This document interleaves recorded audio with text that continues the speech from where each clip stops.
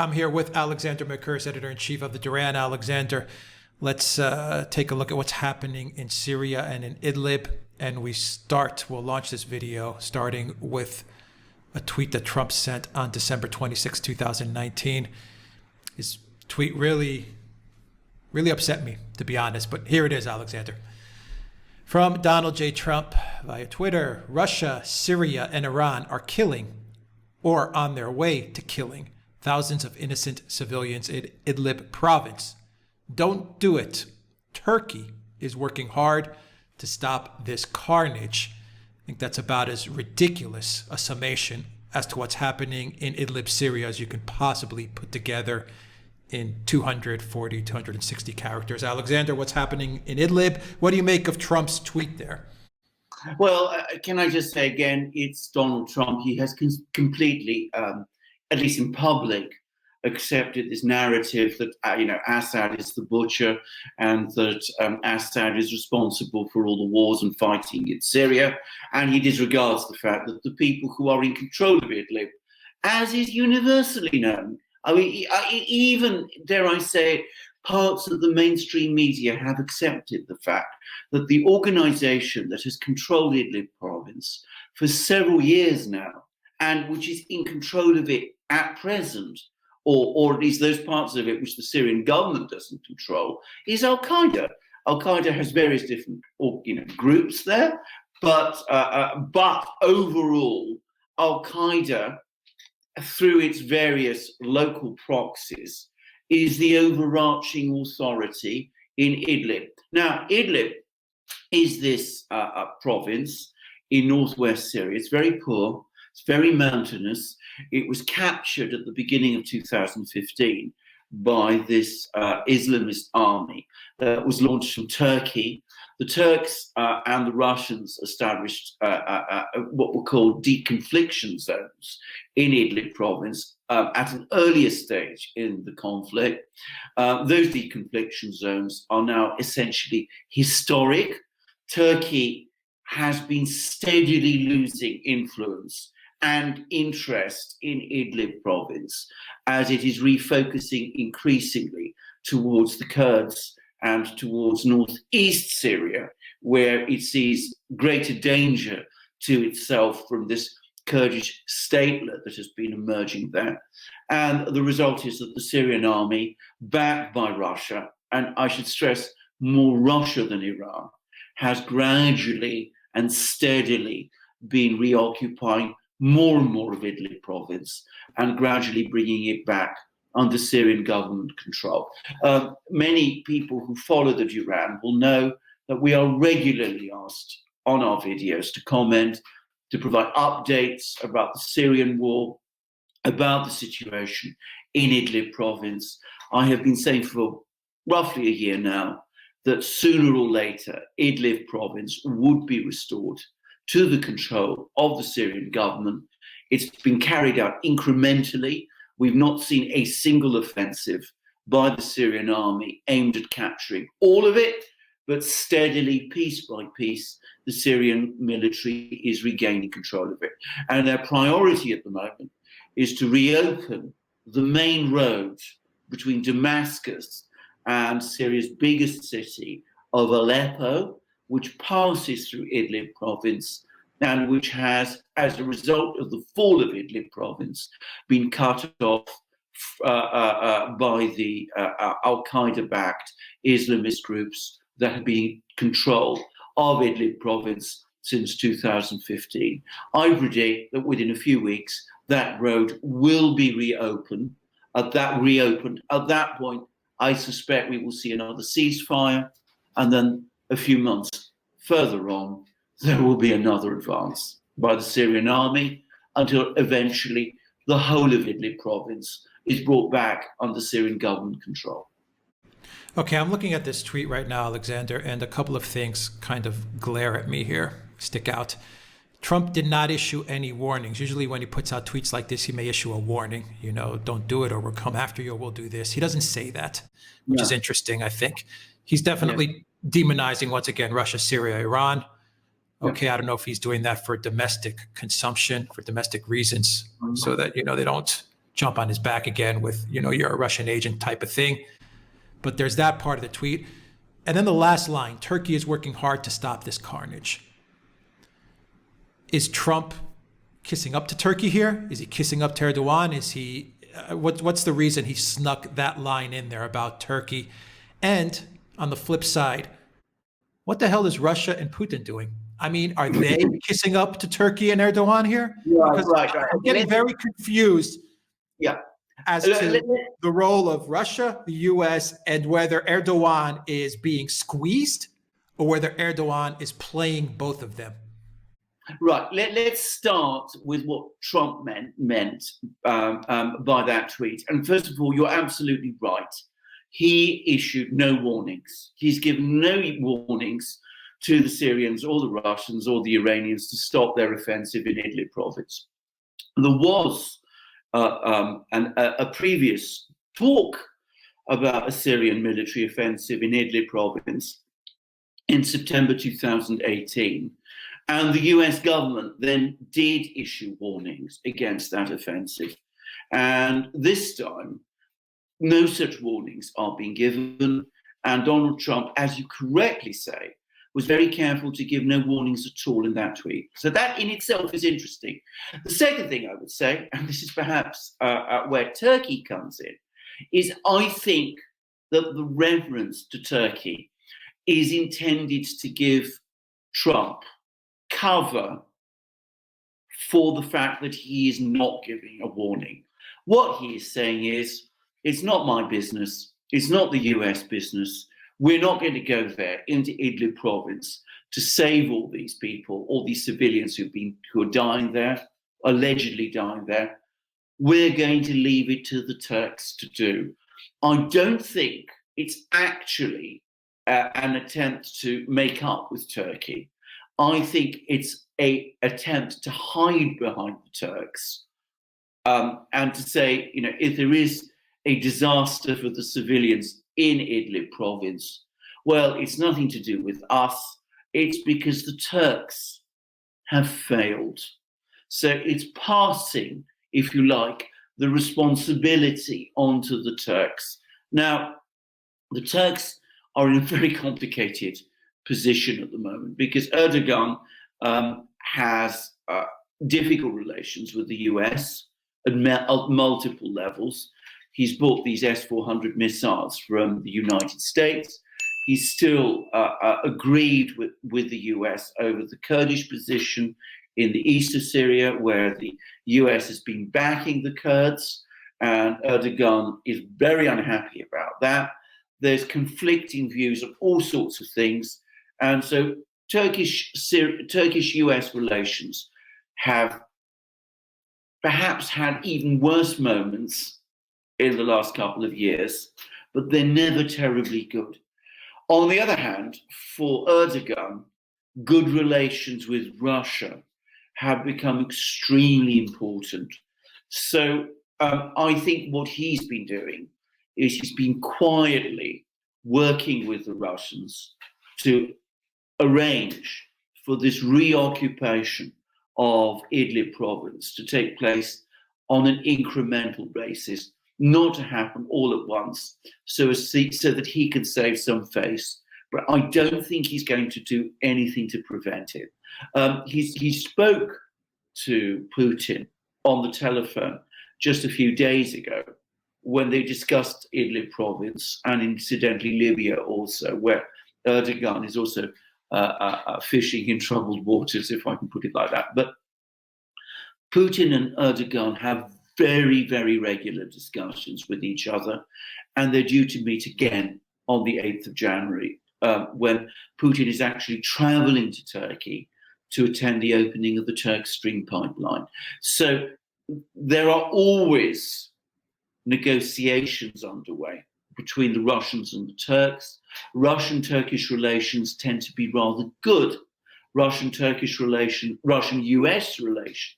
Turkish-US relations tend to be rather bad. The reality is Trump is hiding behind the Turks.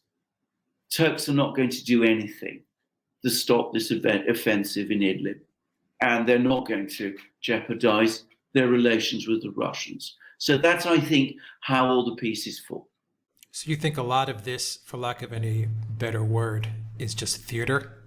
In other words, Turkey is going to come and they're going to fight the Syrians and the Russians, but they're not. This is just all posturing. And at the end of the day, Erdogan may present a picture that he's coming to the aid of these al-Qaeda jihadists because his domestic constituency, that's what they want to see. But he's going to let Russia and Syria retake Idlib. Is that what you're saying Yes. here? That's exactly right. I mean, if I can go back to 2016, which is the moment when basically Turkish policy towards Syria began to change, exactly the same predictions were made at that time that during the siege of eastern Aleppo was this enclave of the city of Aleppo, which is Syria's biggest city and Syria's major industrial base, a large enclave in the eastern part of the city was under control of militant Islamist rebels against the Syrian government. And there was wide speculations and many, many rumors that President Erdogan and Turkey was going to come to the rescue of these people, that it was going to intervene militarily or in some other form to prevent the Syrian army recapturing eastern Aleppo. And it never happened. Erdogan quietly let these people loose. He agreed that they should all be evacuated from eastern Aleppo, but he was not prepared to risk the life of a single Turkish soldier to take the Russians and the Syrians on. And I predict it'll be exactly the same with Idlib province. It's been the same ever since 2016 in any battle that has happened in Syria between the Russians and the Syrians on the one hand and the Islamist rebels on the other. Erdogan has talked about, Assad being this mass murderer, but at the end of the day, he has always held back from taking any decisive step, any military step that would protect these rebels on the ground. He has to give the appearance that he still supports them to assuage his domestic constituencies. But I think privately, he understands that the war in Syria is lost. Yeah, and we'll do another video on this topic. He's shifting gears now to arm people in Libya as well, to get the war going there, which is a whole nother separate video, which we'll cover. Finally, Alexander, to end the video, after Idlib is secured by Syria, by the Syrian government, what happens with the U.S. forces that remain in Syria? Will Trump have any way to exit? Well, he will, and I predict he will exit, actually. I mean, I think that's exactly what Donald Trump wants to do. He's got a very difficult political situation at the moment in the United States with the impeachment that may or may not happen in January. I predict it will collapse in January. And I think that if he wins re-election in 2020, which I predict he will, because I don't really see who could defeat him, I think very soon after that, he will pull all US troops out of Syria. Because with Idlib province back under Syrian government control, with the Syrian government in secure control of all the major cities of Syria, and of all what is called useful Syria, all the rich, wealthy areas in the rest of Syria, it's very, very difficult to see what the point of having all those troops in eastern Syria clinging on to a few oil fields. All right. Alexander Mercouris, Editor-in-Chief of the Duran. Thank you very much. Guys, if you like this video, click on the subscribe button down below. Click on the notifications bell to make sure you get notifications when we publish a new video. Look for us on iTunes and on Soundcloud as well for an audio copy of this video. And please donate to us on PayPal, Patreon, and Subscribestar. Your donation really helps out this channel a whole lot. And look for our videos on duranvideo.com and BitChute, where we post all our videos. And we want to remind everybody that we still have the DRN 20 promotion taking place. 20% off all merchandise on the Duran shop. Also download the Telegram app as well, and you'll get all the updates as to what's happening here at the Duran, including the launch of 2 new ebooks, one on Epstein and one on Ukraine Gate. Indeed, sir. And can we just say those ebooks bring together, they're a compilation of the transcripts of various videos we've done on each subject. These are the 2 big stories, in our opinion, at the moment in the United States. The Epstein affair is a political scandal as much as it is a legal criminal scandal, because of the kind of people that Epstein was involved with, who are people of every conceivable level within the American power elite. He was involved with both the wealthy and the rich, and he was also connected with the politically powerful also. I mean, including, as everybody knows, Bill Clinton. And his influence, as we've also learned, extended to Britain, where Prince Andrew was also one of his associates. So this is a huge scandal. It has been grossly underreported. We are having tremendous problems getting out circulating our videos on this subject. So we thought that bringing it all together in an ebook would help people understand this scandal better.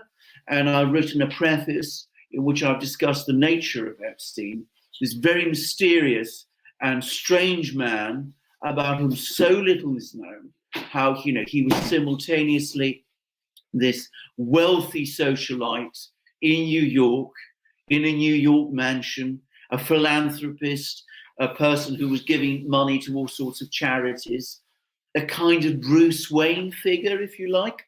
But unlike Bruce Wayne in the graphic novels, not a crime fighter, in the guise of the Batman in his other life, but actually, on the contrary, a criminal monster who perpetrated the most abysmal crimes and did so in full public view, without apparently at any time afraid that anything would catch up with him. So we look at Epstein very carefully in the one book, and in Ukraine Gate, we look at this extraordinary and very bizarre impeachment that is simultaneously happening there also.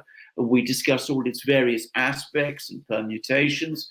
We explain how utterly insubstantial this impeachment case actually is, how it is based upon a supposed complaint from a whistleblower who isn't really a whistleblower at all, that the complaint is at second hand and is based largely on gossip, that the actual evidence doesn't really bear out any of the points that were made in that complaint, how all rules of due process have been thrown aside in pursuit of that impeachment, and how the impeachment itself seems to be intended to divert attention away from other more serious things like the Russiagate scandal and also the whole business of what was going on in Ukraine, and the fact that all these very well-connected people in the United States were going to Ukraine and making lots and lots of money there.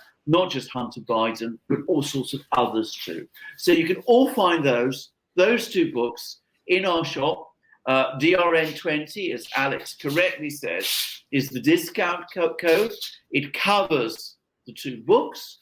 It covers all our other wonderful merchandise, our famous Duran mugs, like the one that Alex is, I predict, drinking coffee from. You can see it there. Also, these wonderful shirts that we have, 100% cotton, like the long sleeve shirt that I'm wearing, which is incredibly comfortable to wear here in the Alps, where it gets cold. I don't feel at all cold when I'm out with my coat, with this shirt on. And you can find all these great things in our Duran shop. DRN20, as Alex said, is the discount code. They make great presents, and it's still the time to buy presents, but you can also buy them for yourself if you like. Alex will tell you how to do it. Just put DRN20 in the checkout page. You'll see the little box for the coupon code there, and I will put a link for those ebooks. I'll pin it on the comments section, so you can get those ebooks as well. Alexander Mercouris, editor-in-chief of the Duran. Thank you very much. Till next time, everybody, take care.